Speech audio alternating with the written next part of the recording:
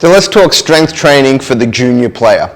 So we do a lot of work with elite juniors and professional tennis players. And a lot of the questions arise about when should we start a structured strength training program, when should we add a lot of resistance, how do we progress appropriately.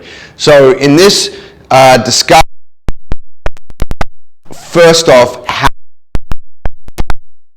so if you've got an athlete going through the major growth periods, you have a basis. I recommend measuring height at least monthly, and during the heavy growth periods, we actually try to measure it every 2 weeks. And the goal here is to track their change in height. So how quickly they're growing or how slowly they're growing, and when does that change? We know from some really good research around growth and development that there's certain periods in a junior development of a player that you can increase strength training and get the best benefits due to changes in hormonal levels. Cortisol, testosterone, and growth hormone shift at certain times throughout the growth cycle. So we want to maximize those time periods and push really hard with heavy resistance. But then there's also other times throughout the growth cycle where we want to pull back on heavy resistance because the athlete's growing so rapidly, the joints actually can't keep up and they can't handle it. So that's why we typically see growth-related pain with a lot of players in their knees, in their shoulders, in their lower back.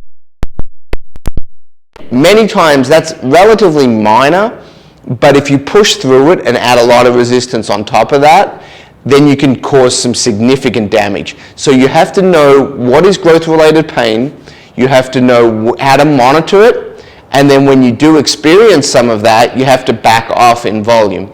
So everyone's so personalized, so it's hard to give boilerplate recommendations here. But in general, what we use as a rule of thumb is we want to measure height very consistently. When the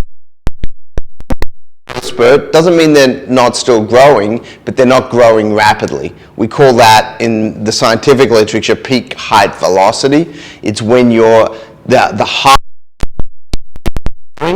but then you start coming off that. Approximately 6 to 18 months after that peak height, that is when you optimize your heavy strength training. You lift heavy, you can load a lot, the body feels really good because your testosterone and growth hormone levels are really high. So we want to maximize that time period. To get there effectively, we have to train the athlete in appropriate strength training so they have good technique, they have good mobility through the ranges that we want, and that they're exposed to a lot of different movements, not only two-legged movements, but a lot of single leg work as well, and a lot of movements that are tennis specific.